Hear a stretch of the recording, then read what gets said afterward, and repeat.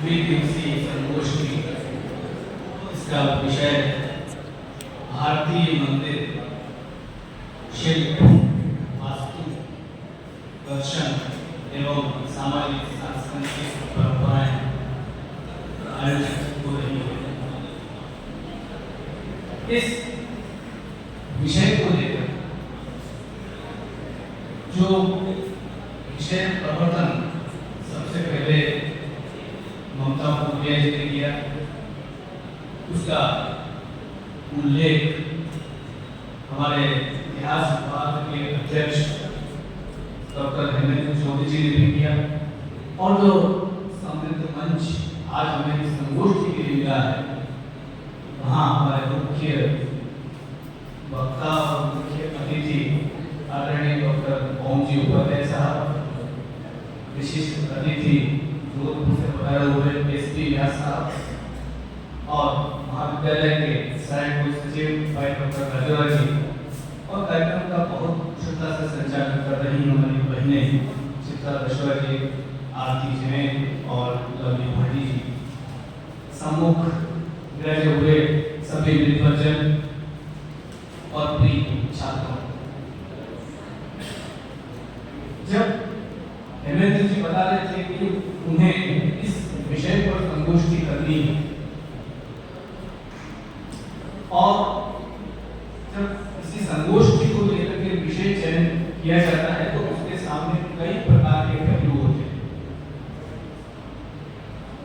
जब मंदिरों का चयन किया और मंदिर के साथ साथ जुड़े उन सारे संदर्भों को साथ रखा, इसमें दर्शन भी आ गया, इसमें वास्तु भी आ गया, इसमें शिल्प भी आ गया, इसमें समाज भी आ गया, और इसमें संस्कृति भी। वास्तव में देखा जाए तो हमारे भारतीय जनमानस का केंद्र हमेशा मंदिर रहे। जितना महत्व हमारे समाज में मंदिरों का रहा है, शायद उतना महत्व अन्य किन्हीं माध्यमों का नहीं रहा। जब ओम जी उपाध्याय साहब का उद्बोधन मैं सुन रहा था तो मंदिरों के संदर्भ में जो विचार आप व्यक्त कर रहे थे, वास्तव में बहुत प्रासंगिक और सार्थक विचार आपके रहे।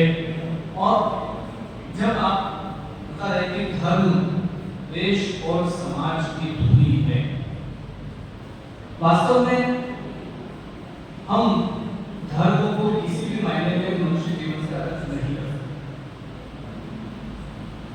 ये बात अलग है कि समय समय के साथ उनके संदर्भ भी बदलते रहते हैं। मैं अच्छी तरह याद करता हूँ अपने उन दिनों को, आदरणीय एसपी व्यास साहब, मैं उन दिनों को याद करता हूँ जब बहुत छोटा था और मुझे घुमाने लेते थे, आप चित्तौड़ का किला बताया जाते हैं। तो चित्तौड़ का किला का मतलब हम विजय स्तंभ को चित्तौड़ का किला मानते हैं। ये नहीं पता था कि 19 किलोमीटर की पूरी मेरा फिर चित्तौड़ का किला है। हम ये मानते थे कि विजय स्तंभ तो वही चित्तौड़ का है। तो बचपन में ये हम किसी इस प्रकार के स्तंभ को देखते हैं, हमारे मन में उसके प्रति क्या दृष्टि होती है, और आज जब हम उस विजय स्तंभ को देखते हैं तो उसके प्रति हमारी क्या दृष्टि होती है। जब मंदिरों की बात आई तो निश्चित बात है कि उसके साथ शिल्प, कला और वास्तु अनिवार्य रूप से जुड़े हुए हैं। ये एक अलग पक्ष है क्योंकि ये मंदिरों के निर्माण के साथ जुड़े हुए हैं, और दूसरा पक्ष वो है जो इन मंदिरों को देखता है, इन मंदिरों का अवलोकन करता है, जिसमें हम अपने को भी पाते हैं। मैं अगर किसी मंदिर को देखता हूँ तो मेरी दृष्टि अलग होगी, खरकदास साहब देखेंगे तो उनकी दृष्टि अलग होगी, हेमंत जी देखेंगे तो उनकी दृष्टि अलग होगी, विवेक जी देखेंगे तो उनकी दृष्टि अलग होगी। तो दृष्टियों की भिन्नता हमेशा एक नया दृष्टिकोण भी देती है। हम किस संदर्भ में उसका आचरण कर रहे हैं। अभी एसपी साहब ने और ओम जी उपाध्याय बहुत अच्छे तरीके से बताया कि मंदिरों के साथ उनके निर्माण कथा भी जुड़ी होती है, और निर्माण कथा हमेशा किसी न किसी प्रेरणा से प्रभावित हैं। निश्चित बात है कि जो मंदिर हम आज देखते हैं और मैं इन को भी अनुभव करता हूँ कि हमारे यहाँ पर धर्म को लेकर के जितने विभाजन पाते हैं उतने विभाजन लगभग सब जगह मौजूद। हर जगह दो विभाजन तो हमको धर्म के मिलते ही, आप इतिहास उठा के देख लीजिए। अब समस्या हमारे सामने ये आती है कि हम अगर विभाजित करके किसी चीज का मूल्यांकन करना चाहते हैं तो उसका समग्र मूल्यांकन संभव नहीं हो सकता।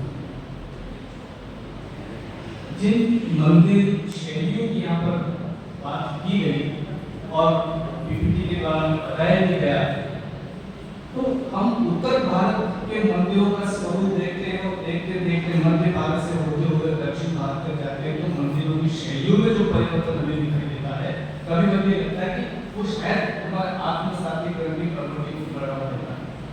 हम अपने यहाँ पर तीखे गुंबद वाले मंदिर को देखते हैं, दक्षिण में जाकर के कटे हुए गुंबद शिखर में मंदिर दिखाई देते हैं।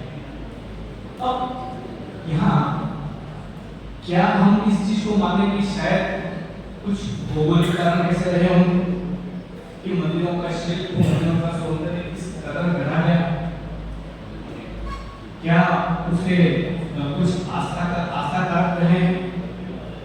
लेकिन वस्तु स्थिति यह है कि मंदिर जब भी बने या मंदिर पर जब भी भारतीय जनमानस पहुंचता है तो मुझे यह भी लगता है कि शायद ये मनुष्य को मनुष्य से जोड़ने की